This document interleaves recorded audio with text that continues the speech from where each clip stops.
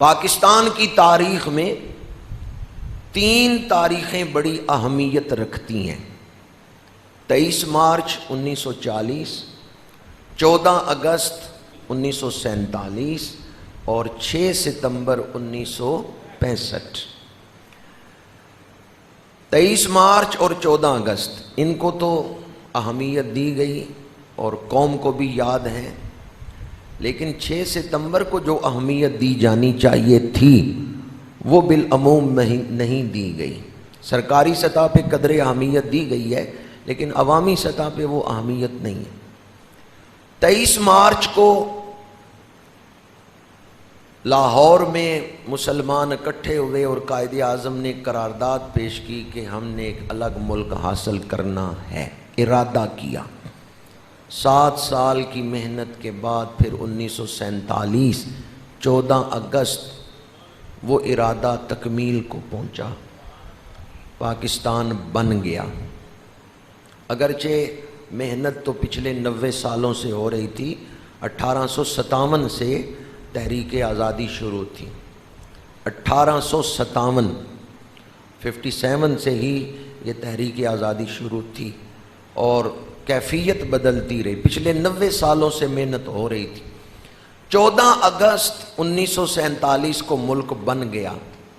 اس وقت ہندو طاقت نے یہ کہا تھا انگریزوں سے، ٹھیک ہے انہیں تم الگ ملک دے دو، لیکن ہم انہیں الگ قوم کی حیثیت سے رہنے نہیں دیں گے، انہیں ہم دوبارہ ہندوستان میں شامل کر لیں گے، پاکستان کو قائم نہیں رہنے دیں گے۔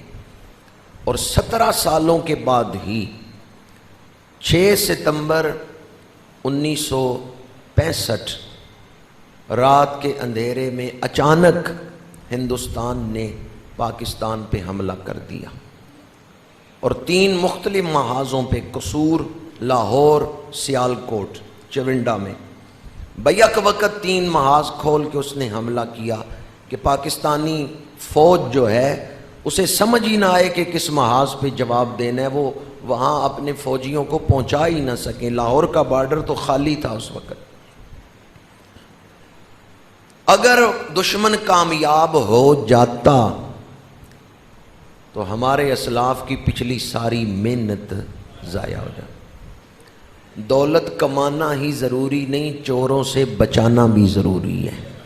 ایک آدمی محنت کر کے دولت کمائے، لیکن جب کما کے گھر لائے چور لوٹ کے لے جائیں تو کمانے کے لیے جو محنت ہے وہ ساری ضائع ہو گئی، برباد ہو گئی۔ ایک شخص نے زمین میں بیج ڈالا، پودا لگایا، پانی دیا، حفاظت کی، وہ درخت بن گیا، چھاؤں دینے لگا، لیکن کوئی ظالم آئے اس درخت کو کاٹ دے، جڑ سے اکھیڑ دے تو پچھلی ساری محنت ضائع ہو گئی۔ جو اس درخت کی چھاؤں میں بیٹھنے کے ارمان تھے وہ ختم ہو گئے۔ اگر 6 ستمبر 1965 کو دشمن کامیاب ہو جاتا تو ہمارے اسلاف کی محنتیں ضائع ہو جاتی۔ آج پاکستانی قوم ان شہیدوں کو سلام پیش کرتی ہے، ان جوانوں کو سلام پیش کرتی ہے یہ قوم جنہوں نے اپنے سینے سے بم باندھ کے چونڈا کے بارڈر پر دشمنوں کے ٹینکوں کے سامنے لیٹ گئے، اپنی جانوں کے نذرانے دے دیے، لیکن اس ملک کی آزادی کی حفاظت کی۔